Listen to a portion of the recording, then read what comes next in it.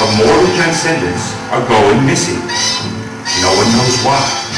Who is the perpetrator of this heinous crime? All is not lost when Johnny and his faithful sidekick, Jemima Juno, are on the case. But why does the evidence smell like candy stripes? And why is it transparent? Find out now in issue 2 of Johnny Scratch and Sniff Mystery Theater. Something doesn't smell right.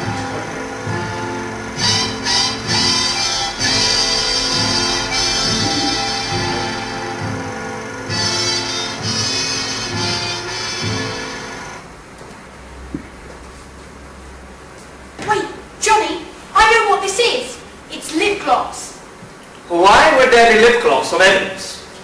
Who would be sick enough to kiss the dead? What if it was the kiss of death? Or some kind of sedative mixed in with the saliva, or a chemical compound in with the lip gloss? Something like valerian. Yes, valerian! That would explain the sweet scent, but not the transparency. Valerian is brown. You know, it was used as a perfume in the 16th century. Also placed in wedding gowns to prevent the envy of elves.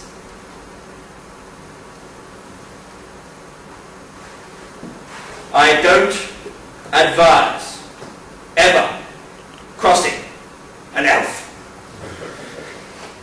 Especially when you're playing poker. Jemima, although still very self-conscious, is an incredibly intelligent young woman. Maybe this is what drove her to her choice. Sometimes intelligence leads people to do strange things, but with me, she is safe. She has amassed quite a library in the picture house, one worthy of any collector. She has everything from botany to the myths and practices of the ancient Babylonians. And she also makes an incredibly delightful cup of tea. Well, here's something. It says the colour of valerian is directly in response to where it's grown. So, if it was grown in the right environment, it would be colourless. Very clever indeed, my dear. Such a piece of evidence will bring us closer to our nemesis, to our Moriarty, to our master, to our Doctor No. So, Johnny, we meet again. It seems whenever I have a crime scene, you're going to be there. You're turning into quite a stalker. That's a criminal offence. I should have you arrested. Tell me, do you like handcuffs?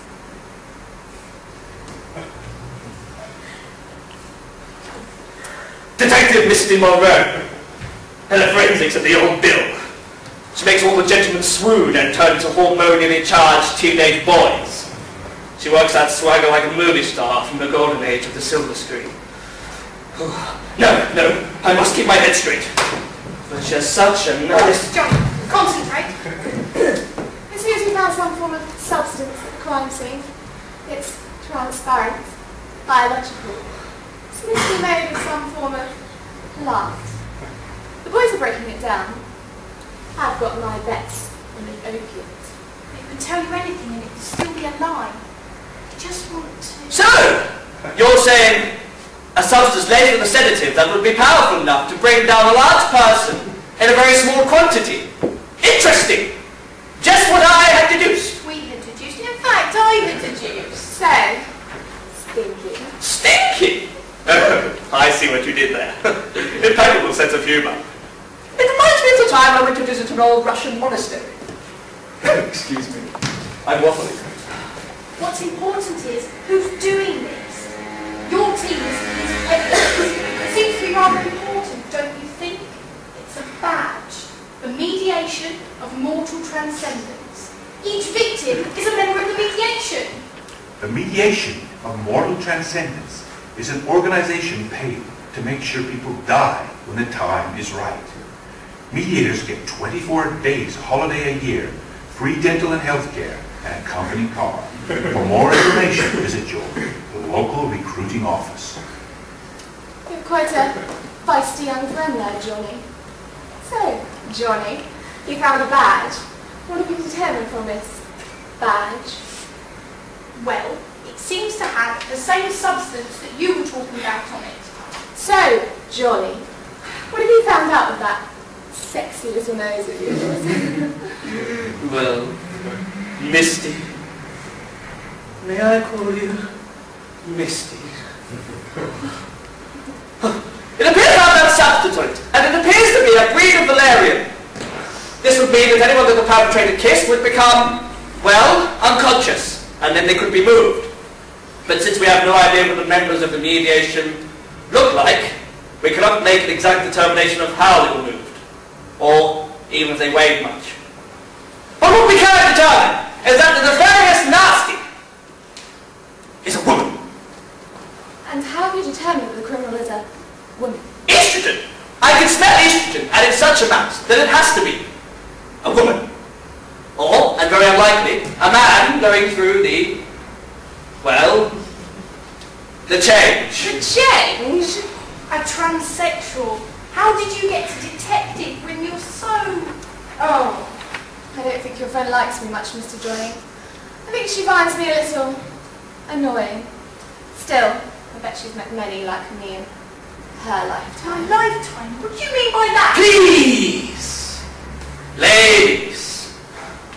I'm sure dear Misty here meant nothing of it. My young friend Jemima is a very intelligent person, but can sometimes be quite stubborn and very antisocial. I am sorry, Jemima. Sometimes I forget myself. Still, one day it will all be ancient history.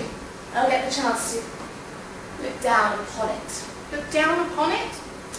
Yep, from the great grandeur in the sky. Maybe I'll get some wings and hang out with the angels. Or even be a police officer with a big cheek. Well, I'm not even sure heaven's as good as it's cracked up to be. I'm sure you'd know. I have a hypothesis for this crime. Ignoring the actual event of this crime, one of which would be this poor soul being pushed off the top of the building to his untimely death by a vicious female, it is actually a crime of passion. Not of physical or animal attraction, but of lust and selfish passion. A passion for everlasting life. Isn't that a bit extreme? Who in their right mind believes in everlasting life? Well, funny you should say that, dear Misty. But the search for everlasting life has existed for a very long time. Nicholas Flamel comes to mind. Even Tesla experimented with time travel. In fact, I think he may have succeeded. But that's not important. Falling from the building is part of the crime. Well, yes, it is. I shall reiterate. Our victim, in whom I would call Kenneth, was in a possible situation of preparing for his next assignment when he was pushed with great force off the top of this here building. From this he fell to his death, landing here. Or here.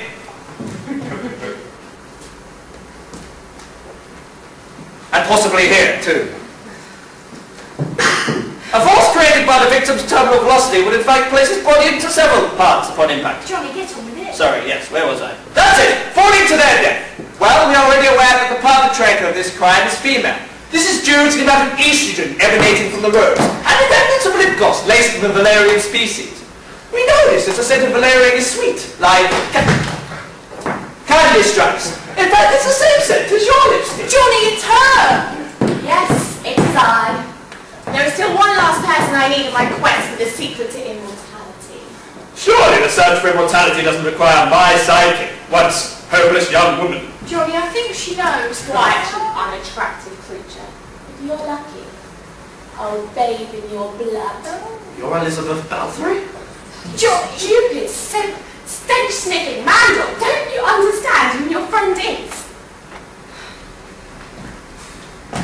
I can only presume she was talking about the letter that Jemima had taped to her chest. The language I didn't understand.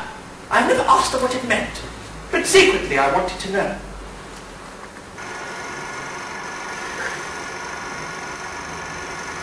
What did the letter say? What is Jemima's secret? How will Misty Monroe gain the secret of immortality? Find out in the next thrilling issue of Johnny Scratch and Sniff Mystery Theater.